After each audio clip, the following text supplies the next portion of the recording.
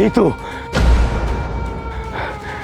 গুহার দরজা, খুলে যা, খুলে যা। খুললো না কেন? আমি বোধহয় ভুল মন্ত্র বলেছিলাম। খুল খুল, দরজা খুল। খুলছে না কেন? আমি কি ভুল মন্ত্র বললাম নাকি? খুল খুল, দরজা খুল। জুলাইখা, তুমি কোনো চিন্তা করো না, আমি বোধহয় ভুল বলছি। আলিয়া কি জানি বলেছিল, আমার তো মনে পড়ছে না। হ্যাঁ হ্যাঁ, মনে পড়ছে, সিম সিম কুল কুল। আমার তো মনে পড়ছে না, আমি কি সবকিছু বলে গেছি নাকি? তাহলে কি জিনের কথা ঠিক? লোভ করে কি আমি মহা বিপদের মধ্যে পড়লাম? এই দরজার খোলার মন্ত্র আমার মনে পড়ছে না। হে খুদা, তুমি আমাকে এখন পরীক্ষায় ফেললে। আমি বাঁচতে চাই, আমি এখান থেকে বের হতে চাই। আমার আমার কিচ্ছু মনে পড়ছে না, কিচ্ছু মনে পড়ছে না। জুলাইখা, আমার খুব ভয় করছে, আমি এখান থেকে বেরিয়ে যাব।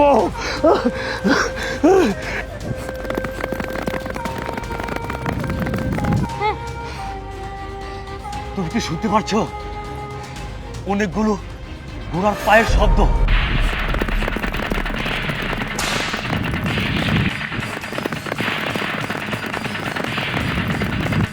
হ্যাঁ, আমি শুনতে পাচ্ছি, কিন্তু এই গুহার ভিতরে কে আসতে পারে বলো তো? জুলাইখা, একজন ডাকাত আমার মনে হয় গুহার সামনে অবস্থান করছে। ওরা যে কোনো সময় এই গুহার ভিতরে প্রবেশ করতে পারে।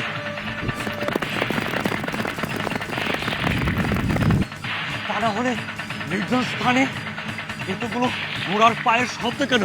চলো পালিয়ে যাই। চলো চলো। আমার ভয় লাগছে।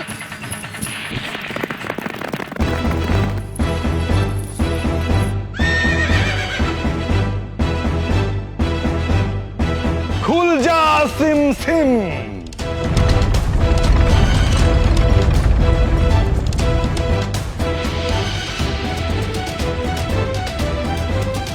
সব কিছু কেমন যেন গড়বড় লাগছে।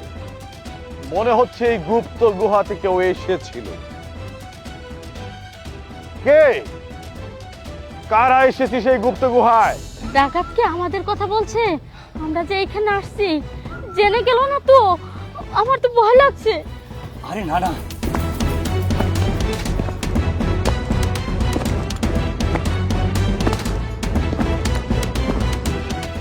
ওরা কিচ্ছু টের পাবে না।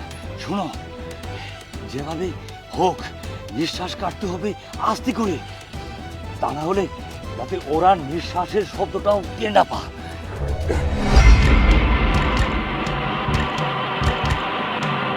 এই ওরা কে?